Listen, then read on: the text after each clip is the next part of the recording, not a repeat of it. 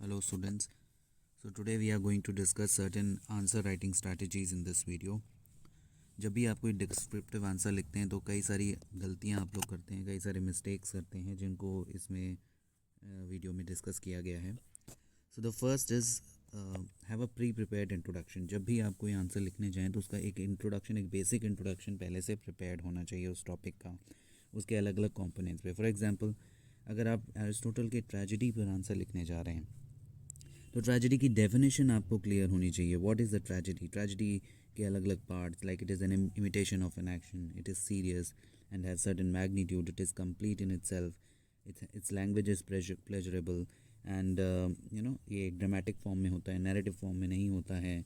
Incidents जो हैं वो उसके पिटी और फियर अराउज करते हैं. तो ये सारे एलिमेंट्स आपको क्लियर होने चाहिए, आपके माइंड में ये बिल्कुल ही क्लियर होने चाहिए, so that you are able to write them in the form of a definition. और अगर आपसे एलिमेंट्स पूछे जाते हैं ट्रेजेडी के तो आपको वो भी पता होने चाहिए, और लेकिन उसमें भी आपको ट्रेजेडी की डेफिनेशन स्टार्टिंग में आंसर के देनी पड़ेगी.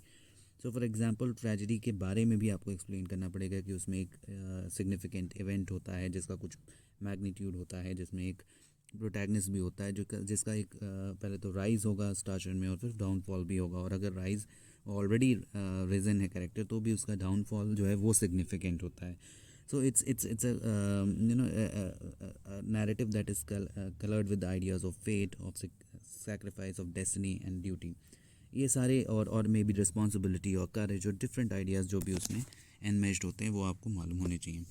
फिर 6 एलिमेंट्स को आप डिस्क्राइब करेंगे: plot, character, thought, diction, music, spectacle. और उनको डिस्क्राइब भी आपको ब्रीफली करना पड़ेगा जब आप उस आंसर को लिख रहे होंगे. एक इंट्रोडक्शन अपने हर एक टॉपिक पर रखिए. फिर टाइटल्स टेक्स्ट के या फिर नेम्स ऑथर्स के, उनको करेक्टली लिखिए. राइटर के कई बार आप लोग नाम गलत लिखते हैं, या टाइटल जो होता है उसको भी गलत लिखते हैं, या डिफरेंट फॉर्मेट्स में लिखते हैं जो कि सही नहीं होते. फॉर एग्जांपल, अगर आप राइटर का नाम लिख रहे हैं और अगर आप कंफ्यूज हैं इसके बारे में, आपको श्योरिटी नहीं है, तो चेक कर लें एक बार. मार्क ट्वेन का नाम, जैसे फॉर एग्जांपल आप मार्क ट्वेन, कई लोग लिखते हैं TWEIN लिख देते हैं, या ट्विन लिख देते हैं, मार्क ट्वेन ट्विन उसकी जगह पर लिख देते हैं. या फिर टाइटल जो है, जैसे आप देख रहे हैं सबसे ऊपर जो है टाइटल लिखा है the adventures of Huckleberry Finn, उसमें पहले लेटर्स वर्ड्स के कैपिटलाइज्ड हैं.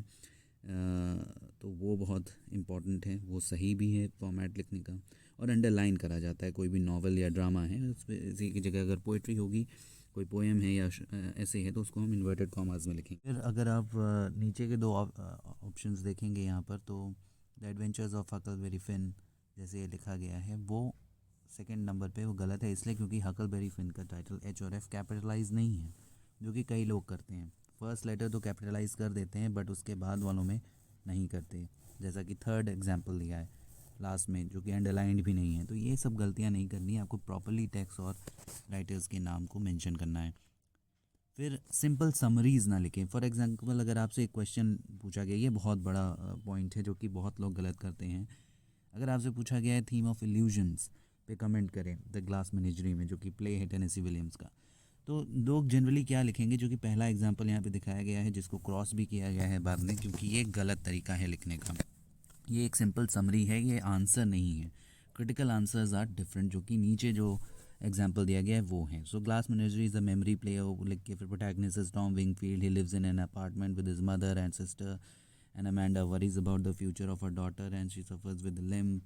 सो ये सब जो लिखना है ये बेसिकली एक सिंपल समराइजेशन है. आपको क्या लिखना है, जो कि सेकेंड एग्जाम्पल है कि it is a poignant play that explores the struggles of a dysfunctional family, and there are vivid characters and poetic language, and it delves in these many themes. So वो themes यहाँ पे highlight होनी चाहिए: escape, illusion, consequences of clinging to the past. And Amanda is, she's trapped in her dreams of her past, of her youth, and she's suffocating her children with her uh, exceptional expectations. She's burdening Tom with the responsibility of not just providing for the family but even finding a gentleman caller for her sister. So ये सब आपको ये themes basically वहाँ पे लिखनी है. The characters are prisoners of their past and trapped in their illusions. ये basically आपको उसमें लाना होता है। तो सिंपल समरीज के बजाय थोड़ा सा उसको क्रिटिकली एनालाइज करने की उस टेक्स्ट को कोशिश करें, और एक बेसिक एनालाइजेशन, जैसा कि पहले भी मैंने कहा था, इंट्रोडक्शन अपना प्रिपेयर रखें। फिर प्रॉपर स्पेसिंग एक पेज पे दिया करें। ये भी कई लोग गलत करते हैं, पैराग्राफ्स चेंज नहीं करते। For example if you are writing an answer on objective correlative, तो आप ये देख रहे हैं पूरा एक साथ सारे पॉइंट्स मिला के एक पूरा पेज एक साथ भर देते हैं, जो कि देखने में भी बहुत अच्छा नहीं लगता, और उसमें जो पॉइंट्स आपके सेपरेट पॉइंट्स हैं वो स्पेसिफाई नहीं हो पाते, वो क्लियरली समझ में नहीं आते हैं, और उसको कोई। तो अभी जो आप टेक्स्ट स्क्रीन पर देख रहे थे उसी में अब आप देखेंगे कि पैराग्राफ डिवाइड कर दिए गए हैं। पहले पैराग्राफ में ऑब्जेक्टिव कोरिलेटिव क्या है, उसको किसने कॉइन किया, उसका डेफिनेशन क्या है वो बताया गया है। और फिर सेकंड पैराग्राफ में उसका जो इम्पैक्ट होता है, कैसे क्रिएट होता है, कैसे रीडर पे इमोशनल इम्पैक्ट क्रिएट होता है, सेंस कैसे बनता है, वो पूरा एक्सप्लेन किया गया। और डिफरेंट पैराग्राफ्स में आप इसी तरह डिफरेंट पॉइंट्स को एक्सप्लेन करेंगे उस आंसर के, तो ही एक प्रॉपर स्पेसिंग से एक जो आंसर है आपका ज़्यादा रीडेबल बनता है। उसके बाद कुछ दूसरी यूज़फुल स्ट्रैटेजीज़ जो हैं वो ये हैं, जैसे क्वेश्चंस आपको कभी भी आंसर कॉपी पे नहीं लिखने चाहिए। और इनफैक्ट आप कई बार लोग ऐसा करते हैं कि जो क्वेश्चन वो करते जा रहे हैं उसका नंबर ना लिख के 1 2 3 4 रेगुलरली जो भी वो अटैम्प्ट कर रहे हैं वैसे लिखते हैं। तो फॉर एग्जांपल आप क्वेश्चन नंबर 3 अगर पहले कर रहे हैं क्वेश्चन पेपर से, तो आपको आंसर नंबर 1 नहीं लिखना है, आंसर नंबर 3 ही लिखना है। मतलब जो क्वेश्चन पेपर में उसका नंबर है क्वेश्चन का, वही आपको लिखना है, जिससे वो रेडिली आइडेंटिफाइबल हो कि आपने कौन सा क्वेश्चन अटैम्प्ट किया है। Otherwise it becomes difficult to identify. उसके बाद बड़ी और लूज़ हैंड राइटिंग में कई लोग लिखते हैं ताकि स्पेस ज़्यादा कवर हो, पेजेस ज़्यादा भरे जाएं। ये भी एक मिथ है।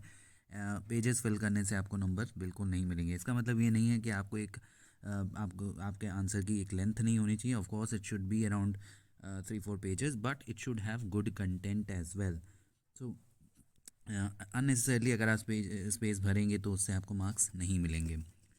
फिर कोटेशंस अपने आंसर्स में आपको यूज़ करनी चाहिए, और रेलेवेंट कोटेशंस इन्वर्टेड कॉमास में उनको ब्लैक पेन से लिखें ताकि आपका आंसर और ज़्यादा अच्छा बन सके। और केवल ब्लू और ब्लैक पेन्स आपको यूज़ करने चाहिए, प्रेफरेबली जेल पेन्स यूज़ करिए। कलर पेन्स बिल्कुल नहीं यूज़ करने चाहिए।